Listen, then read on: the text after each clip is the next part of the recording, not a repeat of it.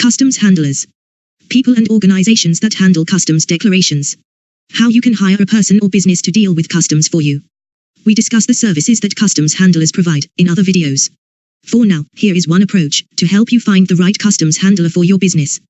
One might say, these points are really more like guidelines than actual rules. Point 1. Customs handling is a very tricky process, especially for a beginner, and more so after a no-deal Brexit, because of all the changing rules. Some changes may be immediate, others could be ongoing. So, the cost of customs handlers could be worthwhile if it helps you to seamlessly navigate the customs handling part of your business. Point 2. HMRC provide links and lists of different types of customs handlers, which we point out and look at a bit later on. Use these as a starting point to do some broad and general research. You can also Google, but in all cases verify credentials, check reviews etc., and try to find out which professional bodies they have subscribed to, what are their principles of conduct. Do they process transactions through the ports that you intend to use? Use all this information to create a possible candidates list. Point 3. You should contact HMRC or your particular customs authority, if different, to discuss your actual and specific customs requirements in depth. Why? Understanding your customs requirements well enough can help you find the right customs handler for your business. What might my customs requirements include? Your requirements might include extra charges relating to air or sea and road transport. Provide dates of transport, if you have any. You need to know the cost of duty and VAT.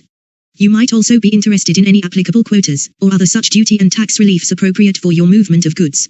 If you are moving controlled or excise goods, then licensing costs may be part of your requirements. Excise, licensing and controlled goods are discussed in later videos. I can't include a full list of all possible requirements here, but don't forget. We previously saw that HMRC monitor tax agents.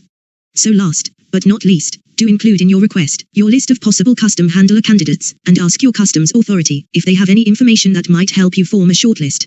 For example, you might ask for track records. How long have your candidate handlers been carrying out business with the authority, etc. We discuss when you can rely on information provided by HMRC in the next video. But now. Point 4.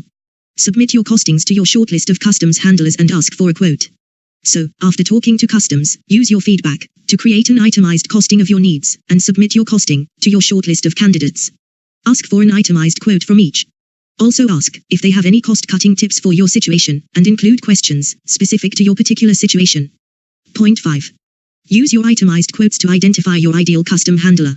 So, after receiving your quotes and responses from your shortlist of candidates, you can then compare them to find the most suitable handler or handlers for your needs.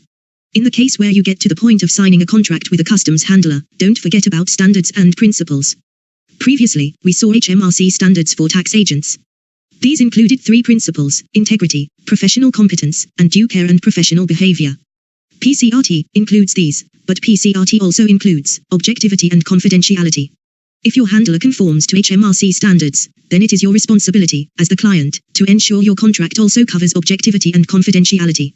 And this point could actually matter if you are in competition or importing or exporting controlled or hazardous goods. Okay, next. Relying on HMRC advice. We're looking at guidance. Get someone to deal with customs for you. We see there are different types of customs handlers: freight forwarders, customs agents or brokers, and fast parcel operators. In the previous video, I discussed contacting a customs authority, such as HMRC, in an effort to identify your full requirements, as this may help you to find the right customs handler for your business. So, before we look at the actual types of customs handler that you might want to use, I think it would be helpful to look at the following HMRC webpage. Guidance, when you can rely on information or advice provided by HM Revenue and Customs, at https://www.gov.uk/guidance/ when you can rely on information or advice provided by HM Revenue and Customs. Separated by dashes here.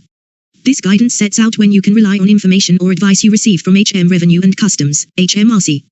We'll take a quick skim, but do pause to absorb all this information. You can seek out advice from the Customs Authority to get certainty on your obligations, liabilities, entitlements and the consequences of your transactions. The information or advice applies directly to the applicant, and only to the applicant, irrespective of the role they are playing, and to the particular matter at hand. Rights of appeal are, as set out in law. Information and advice from HMRC can be considered as binding if, and only if, you provide full and relevant details of the queried transaction, and related transactions. When advice or information may not be binding. You can read this at your leisure, but, in brief, HMRC advice will not be considered binding if the law changes. If the law changes, it remains your responsibility to take account of any changes in the law following the advice being given and the transaction taking place. For example, changes in the law may affect the duty you are expecting to pay. Or they could change the understanding of the law on which your advice was based. Also, help and advice may not be considered binding if you deviate from the information you submitted to HMRC, or if you provide incomplete or incorrect information to HMRC. And so on. HMRC will be bound by incorrect information supplied, as long as you reasonably relied on the advice, you made full disclosure of facts, and that you would be out of pocket if the law was subsequently applied.